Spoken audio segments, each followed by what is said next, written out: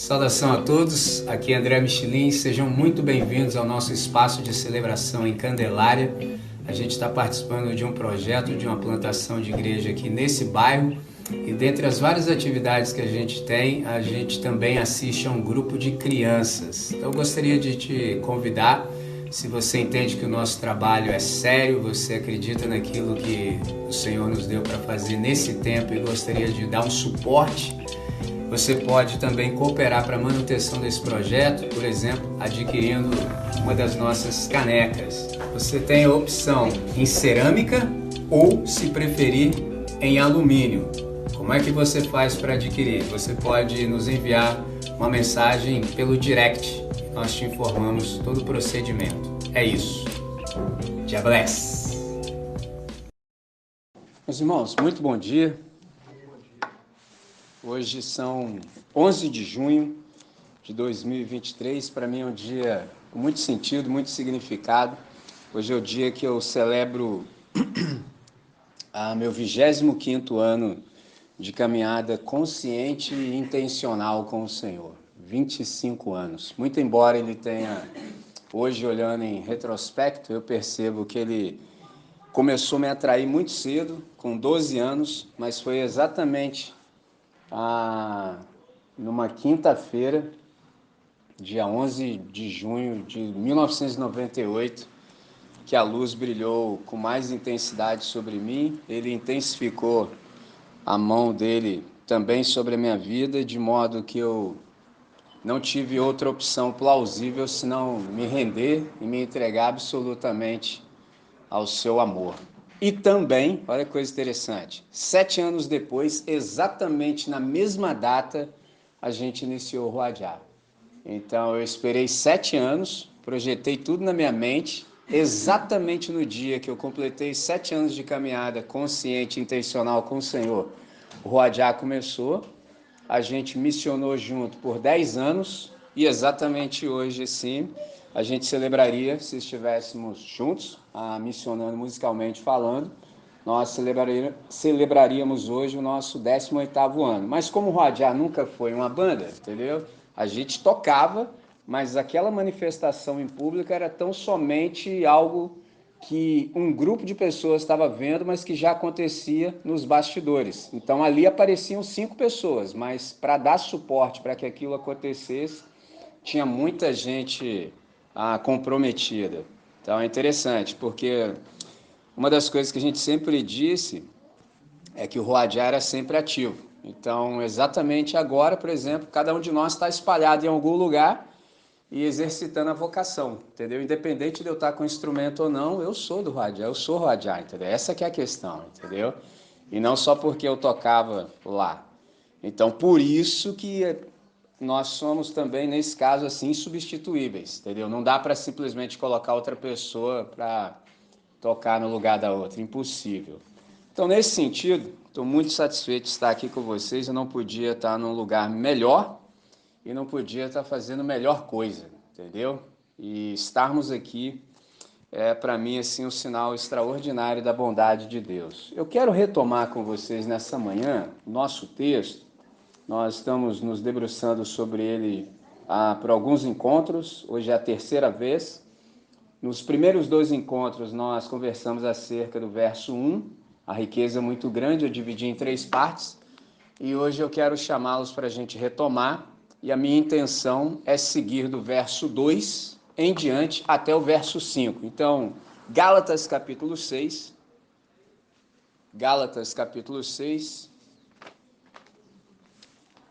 texto paulino, aos Gálatas no capítulo 6. Você pode abrir aos Gálatas no capítulo 6, ou se você for pós-moderno, você pode também ligar, entendeu?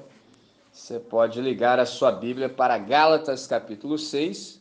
Hoje nós concentraremos a nossa atenção nos versos 2, 3, 4 e 5. Eu vou ler a partir do verso 1, para que fique completo. Vou retomar 2 ideias que a gente conversou a partir do verso 1 e depois agrego novas 2 ideias. Então é assim, ó.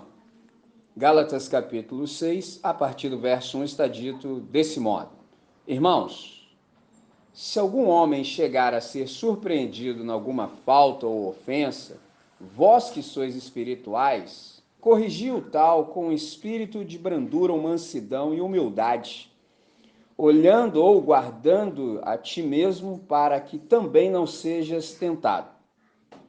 Levai as cargas uns dos outros, e assim cumprireis a lei de Cristo. Porque se alguém cuida ser alguma coisa não sendo nada, engana-se a si mesmo.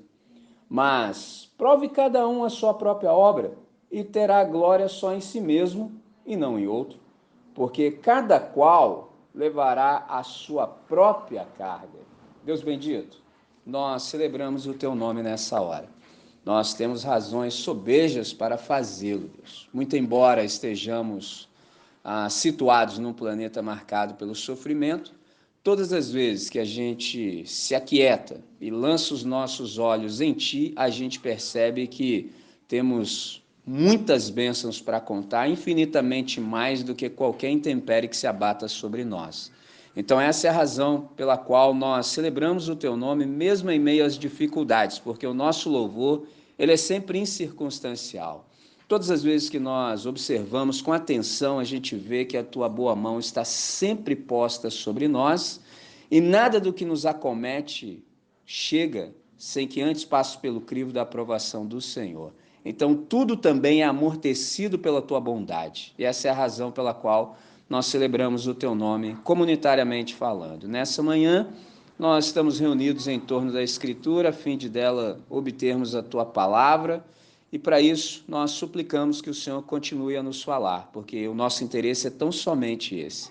Estamos diante do texto sagrado, é muita riqueza, e nós queremos aprender o máximo possível. Portanto, a súplica é sempre essa, Senhor, por abertura de compreensão, de tal maneira que retenhamos todo o bem que o Senhor tem para nós nesse tempo, para o máximo louvor da sua glória, nosso benefício e de todos aqueles que o Senhor tem separado para a salvação. Em nome de Cristo Jesus, nosso Senhor, oramos agradecidos. Amém, Senhor. Amém. Muito bem. Paulo começa já nos ensinando de saída que igreja, porque ele começa dizendo, irmãos, igreja é formada, por exemplo, de seres humanos caídos que foram alcançados pela graça do Senhor e que lutam cotidianamente, de modo ferrenho, contra o pecado. Pecado para nós é infinitamente mais do que aquilo que consta ou não em uma lista, entendeu? Pecado a gente já tem compreensão de que não é algo que eu faço ou deixo de fazer, não é algo que eu cometo, ou seja, que há comissão ou mesmo omissão. Pecado para nós é existencial, é o que nós somos, entendeu? E o problema é que pecamos porque a gente não considera Deus em tudo aquilo que a gente faz. Muito embora nós sejamos ocidentais e aqui no Ocidente se diga que nós somos, por exemplo, monoteístas, isso em tese. Na confissão, em tese, nós somos monoteístas, mas nas tratativas nem sempre o somos. Então, quando nós vamos fazer o que devemos fazer, nem sempre a gente se lembra do Deus que a gente professa. E aí a gente invoca o Deus correspondente. Por exemplo, tem gente que atua com o Deus da falcatrua, entendeu? Ele vai fazer o negócio, não há licitude, por exemplo, nos seus contratos e daí por diante. Então, aqui no Ocidente, infelizmente, tem-se até uma confissão verbal perfeita, mas nem sempre se verifica isso na prática. Isso é um problema, entendeu? Isso, na verdade, é hipocrisia, entendeu? Hipocrisia não tem nada a ver com você, por exemplo, não agir de acordo, por exemplo, com aquilo que você sente. Não, não é isso. Hipocrisia é você não corresponder, não ter um ethos correspondente, por exemplo, àquilo que você diz crer. Então, se você crê em Jesus de Nazaré, suas atitudes precisam, de fato, demonstrar isso, entendeu? Caso contrário, é incoerência, é hipocrisia. O problema é que nessa luta ferrenha, alguns de nós sucumbem e por isso eles carecem, por exemplo, de socorro, de cooperação, para que eles possam se erguer e seguir em frente sem olhar para trás. Então, cada irmão da comunidade é imprescindível nesse sentido. Eu lembro de ter dito a vocês que como nós não somos perfeitos, e aí, mesmo embora estejamos, por exemplo, livres do poder do pecado, entendeu? Nós não estamos livres da presença do tentador e nem da presença do pecado. Então esse é um problema que nos assedia todo o tempo todo. A gente precisa estar sempre ligado. E nessa de estar sempre ligado, nem sempre nós o estamos. E aí alguém pode ser de fato surpreendido em alguma falta, ou seja, enredado, apanhado sem se dar conta. E aí a gente percebeu que há maneiras de corrigirmos aqueles que, por exemplo, foram achados em falta. Então a gente tem pelo menos 4 atitudes que objetivam a restauração. 2 delas eu já fiz menção, eu vou tratá-las de modo en passant e depois vou me concentrar nas 2 que eu tenho para hoje. Por exemplo, quando a gente observa os versos a partir da parte final, do verso 1 até o verso 5, a gente percebe isso. Observe como é que a gente deve tratar. Fred falou aqui acerca de princípios. Isso fica muito claro quando a gente lê o texto que diz que o tratamento comunitário daquele que foi surpreendido em alguma falta é com espírito de mansidão. Olha como é que ele vai dizendo para nós a maneira incomum de lidar com a vida em comum. É com espírito de mansidão. A gente precisa também guardar-se a si mesmo para que a gente também não seja tentado. Aí observe essa parte que é nova para nós hoje. Levai a carga uns dos outros, ou as cargas uns dos outros, no plural, e assim estareis cumprindo a lei de Cristo. Precisou lançar mão até de um gerundismo, depois a gente vai compreender o que é isso. Pois se alguém pensa ser importante não sendo nada, engana-se a si mesmo. Fantástico. Então a gente de saída percebe que a correção ela precisa ser feita com mansidão, brandura e humildade, por uma razão muito simples. A gente está lidando com um irmão. Isso precisa ficar claro. Você está lidando com um irmão. Ele tropeçou, ele caiu, mas essa é a conotação dele, ele é um irmão. Então, toda a nossa correção ela objetiva, por exemplo, a restauração. Então, a gente não lança mão de palavras ásperas, nem tampouco rudes, sem aquelas censuras, por exemplo, descabidas e violentas. Nada disso está englobado, porque essa combinação, por exemplo, de atitude crítica mais condenação não contribui em absolutamente nada para a restauração de ninguém. Ao passo que se nós formos afáveis como quem tem interesse real, há mais possibilidade de êxito. Vou dizer pela terceira vez algo que já foi falado e é extremamente importante. Ninguém vai te ouvir se antes não souber que você se interessa. É simples assim. Ponto. Entendeu? À medida em que você é a manifestação viva de um interesse pelo seu interlocutor, ele vai te dar ouvidos. Entendeu? Ele vai te ouvir. Agora, se você não tem nenhum tipo de interesse pela pessoa, tipo assim, você está jogando palavras ao vento, entendeu? Ninguém vai te dar ideia. Entendeu? Então, as palavras certas, elas também precisam acompanhar a atitude certa. E aqui um problema se estabelece. Qual? Palavras certas sem amor, entendeu? Tem gente que até fala o certo, eu conheço, entendeu? Até fala o certo, entendeu? Mas você não verifica o besuntar em amor, entendeu? Não foi amor, então não flui, entendeu? Eu mesmo, no nosso react, eu falei e não tenho nenhuma dificuldade em reconhecer isso. Já falei coisas certas, mas da maneira errada. O tom estava todo errado. Então não adianta, cara. Tem que ser tudo certo, entendeu? E é nesse contraste que a gente se pega, por exemplo, quando se compara com Jesus de Nazaré. Ele só manda real. Você já viu Jesus assim, se furtando de mandar real na cara de alguém? Eu nunca vi. Nunca vi. Ninguém passa incólume perto de Jesus. Não vem com essa de querer falar alguma coisa, pensar que ele vai pensar dos aqui. Não. Por quê? Porque ele não tem pecado. Eu não. Quantas vezes já ouvi várias coisas que vocês não imaginam, mas todo dia eu ouço. Mas você já viu falando? Não falo. Por quê? Porque eu sei que eu não vou conseguir falar do jeito certo. Vai sair maculado, entendeu? E se eu falar o certo maculado, não honrei Jesus. Então é melhor ficar calado, entendeu? A gente vai ganhando maturidade, você vai aprendendo isso. Então, a palavra certa, ela precisa também ser acompanhada da atitude certa, porque palavra certa sem amor, ou seja, Quando falta sabedoria, falta tato, não flui, não funciona, entre aspas. Por que que não funciona? Porque quem caiu já está fragilizado, já está com a consciência pesada e está experimentando um enorme conflito interior. Então, se você ainda vir pesando mais, meu irmão, a gente está falando é de ser humano caído. Primeira coisa que o cara vai fazer é isso aqui, ó, se fechar, apresentar inúmeras justificativas. E se o negócio esquentar, ainda te lembra quem você é também. Ainda tem isso. Veja se isso já não aconteceu com você. Quando você é confrontado, se não for da maneira certa, rapidinho você lembra a pessoa que ela também é como você, ou pior. Aí fica nesse negócio aí para sempre. Entendeu? E o que pode resultar disso aqui? Duas coisas horríveis: endurecimento e afastamento. Entendeu? A pessoa se endurece ainda mais, entendeu? E ao invés de você ganhá-la, ela se afasta. Porque a questão aqui não é ganhar um debate, é ganhar a pessoa para a comunhão, é restabelecer a comunhão anterior. Então, segunda coisa que é necessária nesse processo de confrontação, de correção, é uma vigilância constante. Por isso a ideia do guarda-te. Porque quando a gente corrige alguém, é extremamente necessário ter em mente que poderíamos ser nós que estivéssemos naquele lugar.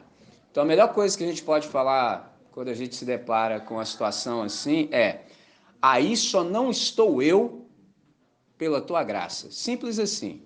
Entendeu? Ou seja, eu só não estou ali porque Deus tem sido gracioso comigo. Se eu me desvio por um instante, faria igual ou pior. Quando você tem isso em mente, meu irmão, acabou o julgamento, entendeu? Não tem mais nada disso. Isso aqui é extremamente necessário porque nos livra absolutamente, por exemplo, do orgulho. E há um risco real de tentação. Por isso o texto diz: guarda-te a ti mesmo para que também não sejas tentado. Então, quem corrige jamais deve achar, por exemplo, que é de algum modo superior ou melhor. Por que não? Porque nenhum de nós, por exemplo, está imune. Todos nós somos tentados e de muitas maneiras. E a pior coisa que poderia acontecer, por exemplo, com alguém que se presta a corrigir a outrem, é cair no mesmo erro que buscava corrigir. Por isso que quando você vai entrar nessa de corrigir alguém, você precisa guardar a si mesmo, de novo repito, para efeito de ênfase, para que também você não seja tentado. Que a pior coisa vai ser você que foi lá para socorrer o camarada, quando vê você está lá chafurdando na mesma tentação. Fica esquisito. Entendeu? E eu já vi isso acontecer na minha frente. O camarada se arvorou a ser corretor dos irmãos, ninguém chamou o cara para isso, enfiou o pé pela mão, entendeu? Mas muito, na pressão, e não voltou nunca mais. Achou que estava era perdendo tempo não estando ali. Olha que loucura, cara. O cara vai lá buzinar na cabeça do outro. Deixa pra lá, cara. Não vou nem ilustrar isso, não. É tosco, entendeu? Tosco. Depois ainda falou assim: rapaz, quanto tempo eu perdi? Falei: ih, entendeu? Nada, nada, nada, nada, nada. Entendeu? Consequência imediata disso é que essa atitude, por exemplo, destrói a nossa autoridade e a eficiência da correção. Se você caiu no mesmo erro, que você vai falar o quê? Que autoridade você tem? Como se diz na gíria, que moral tem você? Acabou a eficiência da correção. Isso me faz lembrar de uma figura que eu tenho grande apreço, que é o Mahatma Gandhi, e conta-se que uma mãe veio interpelá-lo, entendeu? Veio buscar socorro nele para conversar com o filho. Falou assim: senhor Gandhi, o senhor poderia dizer para meu filho parar de comer açúcar? Ele falou: me dê uma semana. Eu falei: como assim? É só falar para ele parar de comer açúcar. Me dê uma semana. Aí a mãe voltou e falou assim: mas por que você me pediu uma semana? Ué, para eu parar de comer açúcar. Pô. Pegou a visão? Como é que você vai falar uma coisa que você não faz? Mas tem doido para tudo, né? É simples assim. Você só tem essa autoridade e essa eficiência se você for encarnação daquilo que você está falando. Entendeu? Senão, como é que o toicinho vai falar do porco? O sujo falando do mal lavado? Pô, para, gente. Entendeu? É simples assim, cara. Só que a nossa loucura, às vezes, chega num ponto que a gente já não percebe mais o óbvio. O negócio está gritando na nossa cara e você está lá falando, o cara tá assim: cara, não é possível, cara. Então, uma vez que disse isso, eu quero lançar a mão agora e observar os versos que a gente tem para hoje. E aí eu te chamo a atenção dizendo o seguinte: das duas atitudes que a gente tem para discernir em como lidar, por exemplo, com alguém surpreendido em falta. O texto diz que a gente precisa assumir as cargas do nosso semelhante. Observe que o Paulo diz assim: levai as cargas uns dos outros. A que cargas Paulo se refere aqui? A ideia do texto aqui, irmãos, é todas as tristezas causadas, por exemplo, pela culpa, pela angústia e o sofrimento que o pecado faz recair sobre as costas de quem o pratica. Essa é a ideia. Isso aqui que o Paulo se refere como carga. E é interessante que na construção do texto original, na língua grega, uns aos outros, que é a palavra alelon, ela vem primeiro no texto, entendeu? Então, isso aqui traz uma ênfase especial, ele está falando de mutualidade, ou seja, assistam, prestem assistência àquele que foi surpreendido, apanhado de surpresa, repentinamente em alguma falta. Por isso que a palavra vem em primeiro lugar nessa declaração. Então a gente percebe que há muitos discípulos que são sinceros e foram profundamente machucados pelo pecado e desde então têm carregado uma carga enorme, porque você sabe que todo pecado ele traz consequências. E é interessante que isso nos dá a possibilidade de interpretar assim: todo pecado traz consequência e sequência. Entendeu? Então, se você faz algo errado nesse sentido, desobedece a Deus, você nunca sabe quais consequências virão e em que sequência virá. Você não sabe quando isso vai acabar. Deus vai te perdoar? Perdoa. Isso é o papel dele. Mas assim, quanto esse troço vai desenrolar? Não sei. Então, irmão, sendo possível, anda reto. Entendeu? Porque você pode passar a vida inteira reverberando esse troço. E a gente não sabe. Você não sabe o que pode acontecer. Entendeu? A colheita, como se diz no popular, é livre. Perdão, a semeadura é livre, mas a colheita não. Entendeu? Você semeia o que você quiser, irmão. Entendeu? Agora, e o resultado? E você sabe quanto isso vai gerar? Ninguém sabe. Então, a gente deveria ser muito mais atencioso. Então, a ideia é que todo pecado ele tem consequências e o discípulo que peca por acidente sente assim intensamente o peso dessas consequências. A gente sabe que não é fácil por si só suportar a consciência do próprio pecado. Por isso é que a mutualidade ela é extremamente necessária. Então, imediatamente, todos os membros da comunidade deveriam buscar os meios de graça de suportar conjuntamente os sofrimentos, por exemplo, que advêm da queda para restaurar o irmão em questão. Por isso o texto diz: levai as cargas uns dos outros, e assim estareis cumprindo a lei de Cristo. Isso é fenomenal. Interessante que os leitores originais desse texto aqui, eles pensavam que o cumprimento da lei de Moisés lhes poderia garantir, por exemplo, a salvação. Aí o Paulo, inteligentemente usado pelo Espírito Santo, faz um contraste magnífico. Ele diz que o único padrão válido é a lei de Cristo. Ele diz: levai as cargas uns dos outros, ou seja, pratiquem a mutualidade, e assim estareis cumprindo a lei de Cristo, no presente, contínuo, entendeu? Então, pergunta que nos sobrevém: o que é a lei de Cristo? A lei de Cristo, quando a gente lê o texto sagrado, a gente discerne que a lei do Senhor, a lei de Cristo é o amor. Mas amor em que sentido? Amor ao semelhante do jeito que o Senhor nos tem amado. Aliás, esse é o novo mandamento. Se você quiser me acompanhar, você pode vir para João capítulo 13, entre os versos 34 e 35. Observe o que Jesus diz: novo mandamento vos dou, que vos ameis uns aos outros. Observe a mutualidade. Assim como eu vos amei, que também vos ameis uns aos outros. Interessante, porque o mandamento é: vocês amarão ao Senhor Deus acima de todas as coisas, e ao teu próximo e ao teu semelhante, como a ti mesmo. Só que aí Jesus achou que o padrão estava baixo, né? Eu vou elevar esse negócio para ficar bom. Então vocês vão se amar uns aos outros em mutualidade, assim como eu vos amei. Isso aí, rapaz, aí lascou. Que a pergunta agora é: Senhor, e como é que o Senhor nos amou? A ponto de dar a vida por vocês. E assim, eu sei como é que vocês são, tá? Eu sei, não estou enganado, não estou iludido a respeito de ninguém. Então é desse modelo que vocês vão se amar uns aos outros, a ponto de, se necessário for, vocês vão dar a vida uns pelos outros. E digo mais, olha que interessante, verso 35. Nisto conhecerão todos que sois meus discípulos. Como, Senhor? Se tiverdes amor uns pelos outros. Só nesses dois versos, você viu quantas vezes apareceu a expressão uns aos outros? E Jesus é um judeu. Então, quando quer enfatizar as coisas, repete, para ver se entra, para efeito de ênfase. É um negócio fantástico. Novo mandamento vos dou, que vos ameis uns aos outros, assim como eu vos amei. Então está estabelecido um novo parâmetro, um novo padrão, um novo paradigma, um novo modelo, que também vos ameis uns aos outros. E olha o testemunho que isso traz, por exemplo, para a humanidade. Nisto conhecerão todos que sois meus discípulos.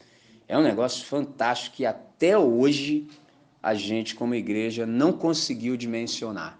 A gente faz propaganda disso, faz evento daquilo, faz marcha para Jesus, mas esse 35 faz barulho inconveniente na casa do... É um troço horroroso. Mas isso aqui que ele falou, a gente ainda não viu se cumprir. Nisto todos conhecerão, entendeu? Se tiverdes amor uns pelos outros. E por que a lei de Cristo, então, é o único padrão válido? Porque é só o amor que faz com que nós, de fato, carreguemos as cargas uns dos outros, ou seja, exercitemos essa mutualidade. A gente passa a se importar. A gente sai daquele time que fala assim, você para mim é problema seu. Entendeu? Então, você já viu essa? O Fred gostou. Entendeu? Você para mim é problema seu. Se vira mesmo, dá seu jeito. Ó, entendeu? Agora, quando a lei de Cristo de fato encontra espaço em nós, aí já não é mais assim. A sua carga agora passa a ser minha. Então, amar o próximo é de fato cumprir a lei. Levar as cargas, amar o próximo e cumprir a lei, nesse texto aqui, são expressões equivalentes. Então, é exatamente quando nós carregamos as cargas uns dos outros que nós cumprimos a lei de Cristo. E o Senhor, o texto já deixou muito claro, é o nosso modelo, porque Jesus é o exemplo encarnado para nós. Então, como é que é isso aqui na prática? Por exemplo, ao invés de nós acrescentarmos mais peso à carga daquele que já está caído e machucado, nós oferecemos um ombro amigo. A gente se oferece para colocar o ombro ali para carregar junto. Porque isso aqui é um contraste magnífico que o Paulo está fazendo, porque os leitores originais eram os Gálatas. Então, todo legalista, o trabalho dele é botar peso na sua vida. O trabalho dele é oferecer sempre um problema para a solução. Entendeu? Nunca vai te ajudar jamais a fazer nada. É só peso, irmão. Se você fizer uma declaração, o cara vai lá atrapalhar a parada. É só isso. O nosso caso é diferente. Levai as cargas uns dos outros. Você vê o irmão oprimido pela carga? Você vai lá e bota o ombro junto.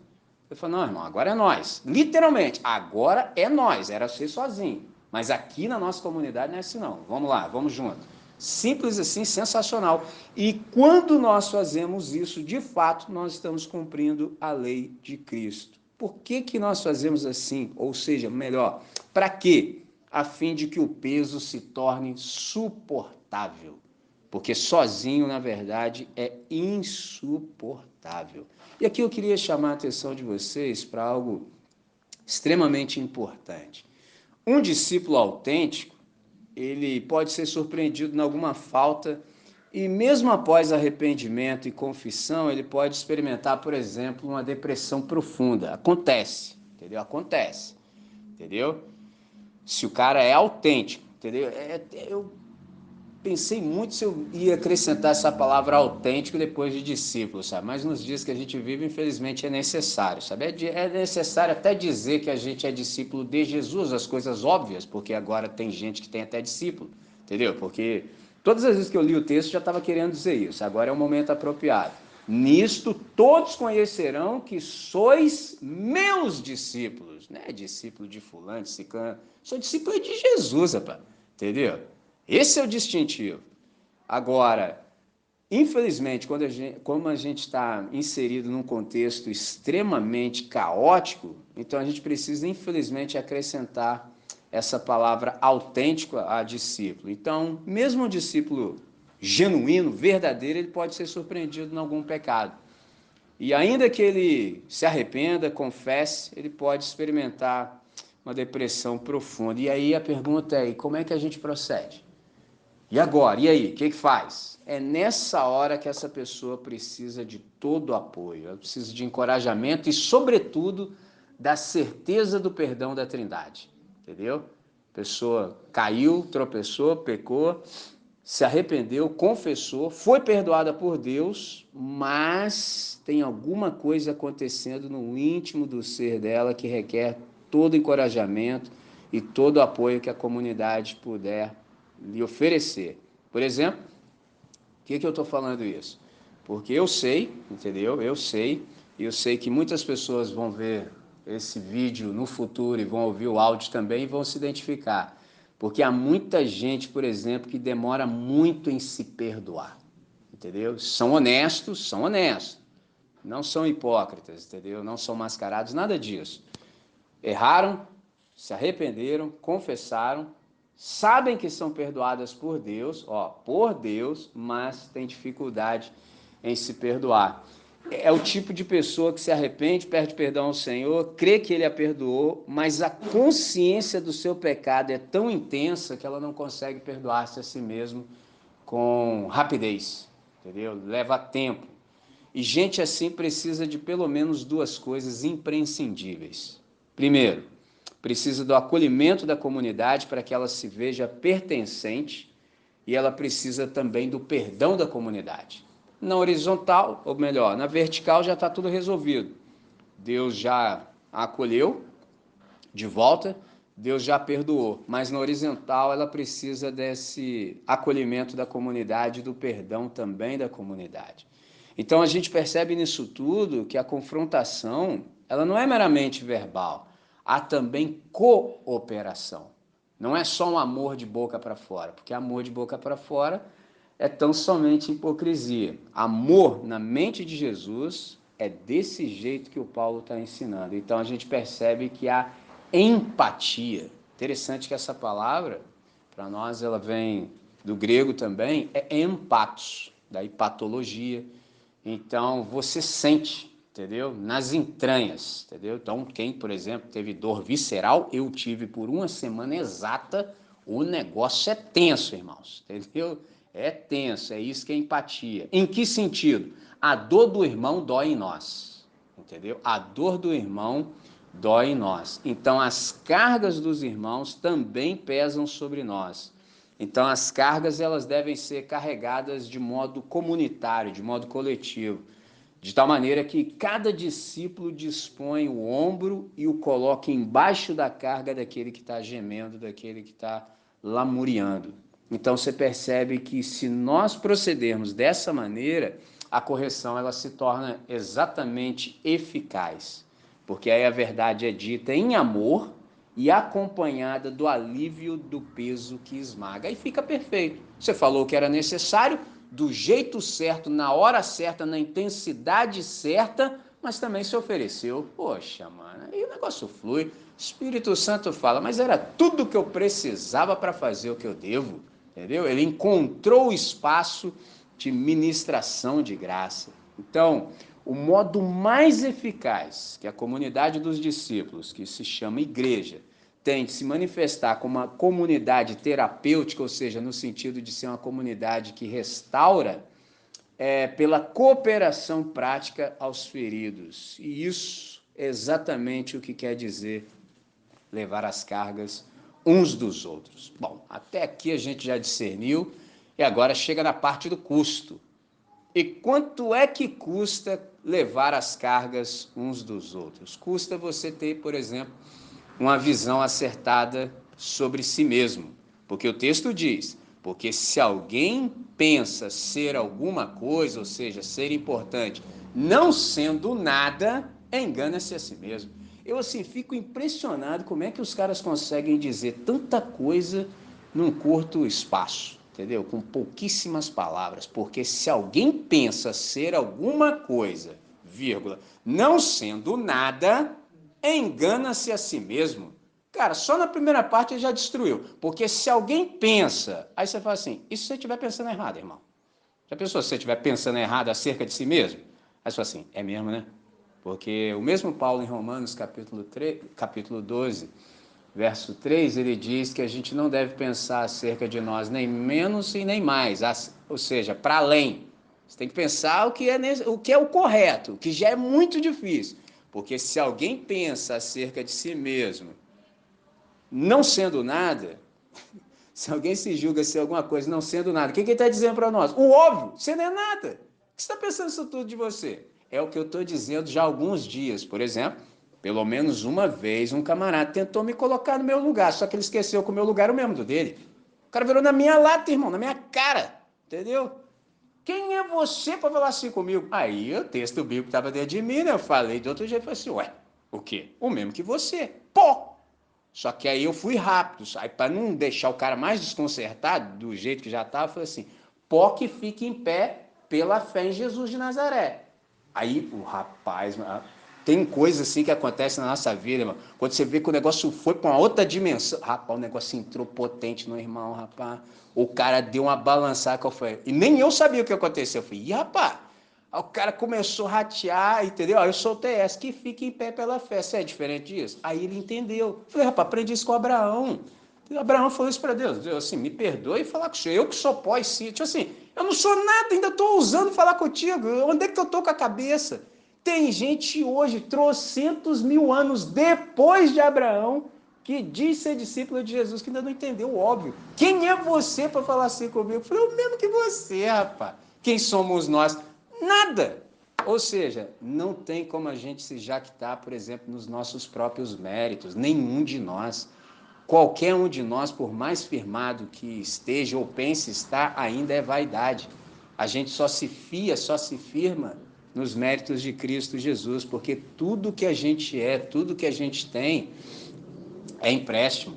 Tudo pertence a ele. Então não tem como você falar um negócio dele. Como você vai falar um negócio dele? Se você estiver muito assim, fora de si, entendeu? Você falar uma loucura dessa. Então, se alguém pensa de si ser algo que não é, ou seja, não sendo nada, engana-se a si mesmo. Isso é tão interessante, irmãos, que o verbo que o Paulo usa aqui, que constitui a nossa palavra enganar, ele não aparece em nenhum outro lugar do Novo Testamento, nenhum outro, só foi aqui. O que o Paulo está querendo dizer com isso aqui? É que um autoexame falso também conduz ao autoengano. Entendeu? Quando você, por exemplo, não se avalia da maneira certa, você se engana-se a si mesmo. É até redundante a maneira como está escrito, entendeu? Porque se alguém pensa acerca de si, algo não sendo nada, engana-se. Pô, já estava bom. Assim mesmo, eu falei, caramba, mano, já tá ruim duas vezes. Interessante quando a gente sabe assim um mínimo de português. Pô, engana-se. Sim, tá bom. Não, assim mesmo. Eu falei, caramba. Pô, irmão, traduzindo, o que Paulo está falando? Rapaz, você vai se entregar às fantasias, entendeu? Você vai achar que é o problema, irmãos. Eu já detectei isso na minha caminhada. Você pode até estar fazendo feio, mas se você não tiver público, entendeu? É menos pior. Agora, o problema é quando você faz feio e ainda tem quem bata a palma. É igual quando às vezes estou num ambiente escolar, aí tem sempre um lá que quer aparecer, né? Aí uma vez só soltei uma frase, aí tinha um que estava ligadinho, abriu um olho e falou: caramba, professor, isso aí foi brutal, hein? Falei, irmãos, sem plateia não tem show. O maluco queria fazer o show dele. Falei, não, você vai fazer outro, que aqui você não vai ter plateia, não, irmão. Entendeu? É simples, acabou. Que aí a galera vai dando corda, entendeu? Continua aqui, ó. É só straight, entendeu? Continua aqui que vai ficar legal. Deixa ficar pra lá. Esse é o problema, entendeu? Então, você se entregar à fantasia e ainda encontrar um público para você, meu irmão, para sair disso aí é difícil. Então, qual é a ideia? Quanto custa levarmos as cargas uns dos outros? Primeiro, a gente precisa ter uma visão acertada acerca de si mesmo, porque levar as cargas do semelhante envolve abnegação. E isso é absolutamente, completamente incompatível com o senso distorcido de própria importância. Então, quem tem uma estima exacerbada acerca de si mesmo, tá entregue à fantasia. Porque, observe o que ele diz. Se alguém pensa de si ser alguma coisa não sendo nada, o que quer dizer aqui? Que nenhum discípulo está autorizado a considerar-se algo mais do que nada. Ou seja, melhor coisa que a gente tem que pensar assim, meu irmão, eu sou pó que fico em pé pela fé em Jesus de Nazaré. Eu não me firmo nos meus próprios méritos, porque eu devo absolutamente tudo ao meu Senhor. Então, quem não procede assim, enche a mente de fantasias e corre um risco muito grande da arrogância, da pretensa superioridade e, em alguns ambientes, você já deve ter percebido, por exemplo, da falsa santidade. E é nessa hora aqui que às vezes a gente comete o erro do pecado da comparação, entendeu? Porque você olha para alguém e se julga superior só porque então você não está no mesmo erro daquela pessoa, entendeu? Esse é o pecado da comparação, é a pior coisa que pode existir. Entendeu? Geralmente, quando alguém tropeça, a gente quer se comparar para mais, entendeu? Às vezes no coração você diz, eu não faria nunca isso aí. Rapaz, não fala um negócio desse não. É só te dar oportunidade, irmão. Te dá oportunidade, te dá as condições. Por isso que a maior sabedoria que pode habitar o nosso ser é, eu nem sequer vou passar diante da possibilidade, porque se eu tiver lá, eu faço. Entendeu? Há potencial em mim. Entendeu? Há potencial, só não tive oportunidade, mas entendo, então não vou nem passar por lá. Vou passar de largo. Pegou a visão? Porque eu lembro de ter dito aos irmãos que o texto correto, por exemplo, da oração modelo dominical ou do Pai Nosso, na parte que diz: não nos deixes entrar em tentação. Geralmente no nosso texto está escrito: não nos deixes cair. Mas a melhor tradução é: não nos deixes entrar. Por quê? Porque Jesus já entrou em tentação, passou por todas, venceu, e eu sou discípulo dele. Eu não preciso sequer entrar. Entendeu? Para que eu vou entrar? Para que eu vou estar lá dentro e falar assim, me tira daqui? Eu não sei nem por que você está fazendo aí dentro. Entendeu? Meu filho já não te precedeu? Já não diz como é que é? O que você está fazendo? Explica para mim, o que você está fazendo aí dentro, rapaz? O que eu estou fazendo aqui dentro? Entendeu? Insensatez, não precisa. A gente faz estilo nosso irmão Jó, desvia-se do mal. Entendeu? Íntegro, reto e que se desviava do mal. Um negócio sensacional. Então, nesse sentido, a gente, quando não presta atenção, infelizmente, a gente comete o pecado da comparação. E aí a gente se dá conta de que se a gente se olha a si mesmo no espelho da conduta do semelhante que tropeçou, a gente engana-se a si mesmo. E nada pode ser mais antagônico, por exemplo, à santidade do que o orgulho. Então, eu entro na última atitude, que é exatamente a da sensatez. Observe o que o texto diz: mas prove cada um o seu labor, e então terá motivo de gloriar-se unicamente em si e não em outro. É o versículo 4. O que está sendo dito aqui? Qual é o ensinamento? O certo é nós nos contemplarmos a nós mesmos no espelho da lei de Cristo, ou seja, na lei de Deus. E o exemplo absoluto é o próprio Senhor. Traduzindo, você quer se comparar? Ah, quero, eu quero. Então, compare-se com Jesus. Aí você vê como é que você está. Agora, se você se compara com outra pessoa, primeiro que está errado que nenhum ser humano é modelo para nós. Absoluto. Um ser humano é um modelo, entendeu? É um modelo, mas não o modelo. O modelo é Cristo Jesus. Seres humanos que a gente tem admiração são modelos. Um modelo. Por exemplo, eu me lembro de, num dos nossos encontros, começar a dizer, mas eu tomei um outro caminho e não falei especificamente o que eu quero dizer agora. É o caso dos nossos irmãos Timóteo e Tito. Eles eram jovens, provavelmente 30 anos, 35. E na cultura hebraica você não é considerado, por exemplo, adulto com menos de 40 anos. E como é que faz, por exemplo, para um ancião, ou seja, alguém que é mais idoso, ter respeito por você sem que você precise, por exemplo, dar um tapa na mesa? O Paulo ensinou tanto o Timóteo quanto o Tito. Como ele havia ensinado primeiro o Timóteo, o Tito ele pôde ser mais sintético. Torna-te o padrão, torna-te o tupos, de onde vem a nossa palavra tipos. Ou seja, um modelo. Quando qualquer pessoa de qualquer idade vê que você é o modelo daquilo que você ensina, eles terão respeito por você. Olha que negócio interessante. É muita inteligência do Espírito Santo. Negócio fenomenal. Não é por força. O cara vai ver em você o padrão encarnado. Então tá certo. Simples assim. Mas é um padrão, não é o padrão, porque o padrão absoluto é Jesus de Nazaré. Então, a gente aqui percebe tanto o custo quanto o antídoto para a nossa arrogância. É uma visão acertada de si mesmo. E aí, por último, mas não menos importante, chegamos ao verso 5, que diz assim: porque cada um levará a sua própria carga. Mas você acompanhou todo o raciocínio até agora e você falou assim, ué, peraí, André, mas aí está havendo uma contradição. Há pouco a gente acabou de ler no verso 2 que devíamos levar as cargas uns dos outros em mutualidade. Desenvolvemos todo esse raciocínio, aprendendo tudo isso. Agora chega no verso 5, parece que é uma contradição aparente, porque quem lê depressa fica com essa impressão de que há um contraste aqui, tipo assim, não, está contradizendo aqui, porque diz no final que cada um levará a sua própria carga. Bom, se a gente ler rápido, sem aquela aproximação desconfiada, essa é a impressão, mas se a gente fizer de fato bem o trabalho, a gente percebe que não há a menor contradição. E como é que a gente sabe disso? Os termos são diferentes. Só, como assim? Como é que o verso 2 difere do verso 5? Eu não sei como está na versão que você usou, mas as palavras no original elas são diferentes. Então, no verso 2, a palavra grega é baros. A ideia é de carga, é uma carga pesada, é um peso esmagador, do jeito que eu procurei ilustrar.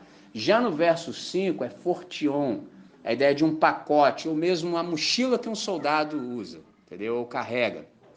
Então é um fardo. E que tipo de carga o Paulo está falando? Exatamente das cargas humanas.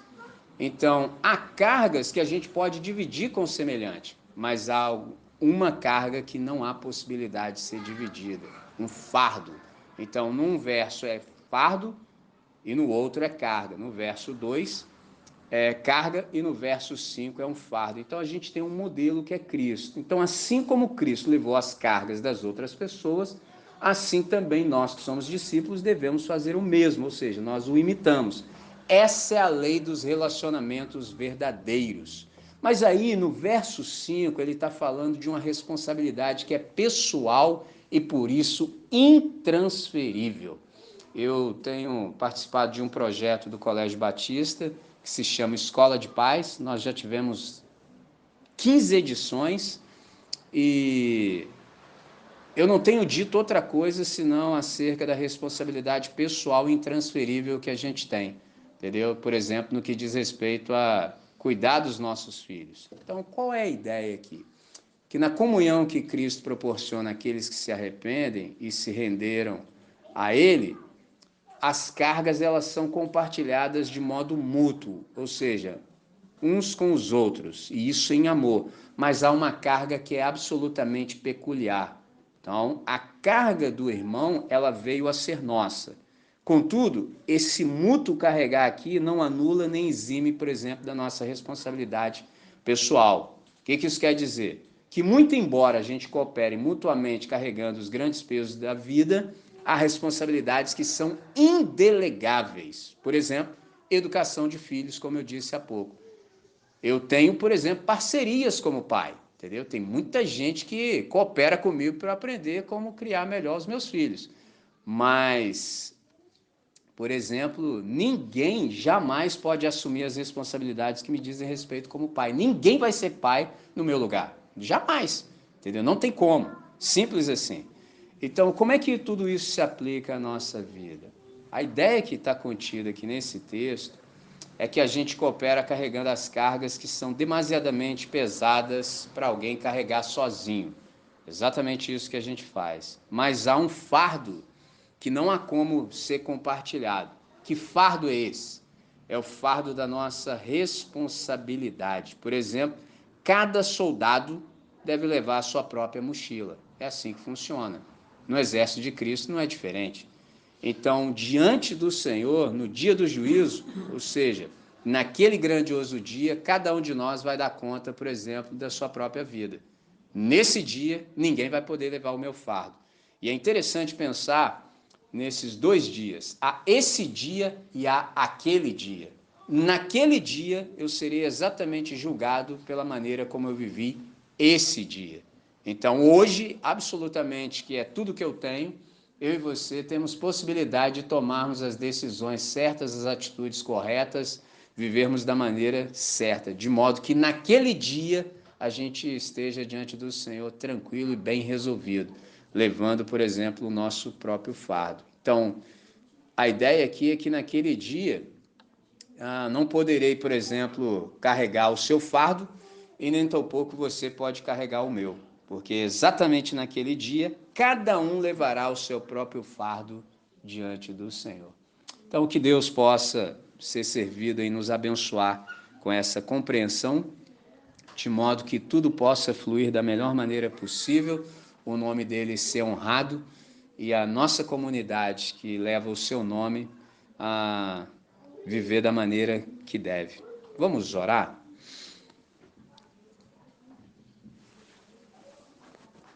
Senhor, nós queremos te agradecer profundamente pela manhã de hoje. Queremos te agradecer pela riqueza do Evangelho que nos foi distribuída, por todos os pontos que o Teu Espírito contemplou nessa exposição. Só o Senhor sabe o que vai no íntimo do nosso ser, só o Senhor sabe o que nós realmente precisamos, e é por isso que o Teu Santo Espírito tocou em aspectos que às vezes nós sequer sabíamos que precisávamos da Tua luz. E isso aconteceu nessa hora. Por isso, Deus, nós suplicamos que aquilo que precisa ser resolvido entre nós e Ti, que o seja para o máximo louvor da Sua glória. De tal maneira que naquele grandioso dia, cada um de nós, com seu próprio fardo, possa comparecer diante de Ti tranquilamente, porque resolveu o que havia para se resolver nesse dia, de modo que naquele grandioso dia nós possamos experimentá-lo com grande alegria. Ó Deus, nessa manhã nós aprendemos muito. Aprendemos como acolher os nossos irmãos, aprendemos ainda mais como fazer a correção da maneira certa e, sobretudo, como termos uma visão acertada acerca de nós mesmos. Livra-nos de toda comparação, livra-nos de toda arrogância, de toda prepotência, enche o nosso coração de humildade para o máximo louvor da sua glória, de modo que nós saibamos bem nos haver, de tal maneira que a nossa comunidade tem essa característica de ser uma comunidade do acolhimento, uma comunidade daqueles que se oferecem para colocar o ombro embaixo da carga que oprime aquele que caiu. Ó Deus, que a gente seja assim, de modo que o Teu nome seja exaltado entre nós. Nessa manhã, é desse jeito que oramos e fazemos essa oração sempre, agradecidos profundamente, no nome que é lindo, que possibilitou toda essa nossa compreensão, que é o nome de Jesus de Nazaré, o autor e o consumador da nossa fé. Hoje e sempre. Amém, Senhor. Amém. Muito bom, maravilha total.